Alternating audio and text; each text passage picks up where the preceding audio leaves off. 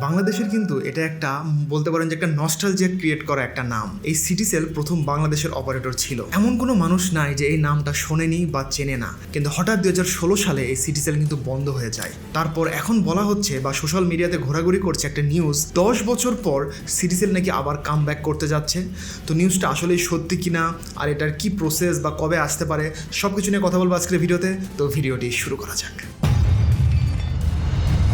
December 2026-এ Citycell চালু হচ্ছে এমন কোনো অফিসিয়াল ঘোষণা কিন্তু এখনও দেওয়া হয়নি, কিন্তু সোশ্যাল মিডিয়াতে ঘোরাঘুরি করছে যে ডিসেম্বরেই নাকি আসছে, মানে এই বছরের ডিসেম্বরে নাকি কাম ব্যাক করতে যাচ্ছে সিটিসেল। কিন্তু এটা নিয়ে কিন্তু এখনও কোনো প্রকার অফিসিয়াল ঘোষণা বা অ্যানাউন্সমেন্ট কোনো কিছুই কিন্তু আসেনি। তো সিটিসেলের যে মালিক, যে প্রতিষ্ঠান, সেটা হলো প্যাসিফিক বাংলাদেশ টেলিকম।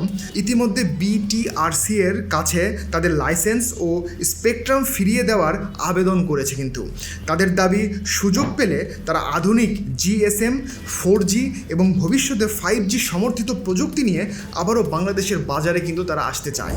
তার মানে এখানে বোঝা যাচ্ছে যে তারা যে আগের যে টেকনোলজিগুলো ব্যবহার করতো সিটিসেল, সেটা কিন্তু তারা আনবে না। তারা নতুনভাবে নতুন প্রযুক্তির সাথে তাল মিলিয়ে তারা নতুন অ্যাডভান্স প্রযুক্তির সাথেই কিন্তু বাজারে নামতে চাচ্ছে।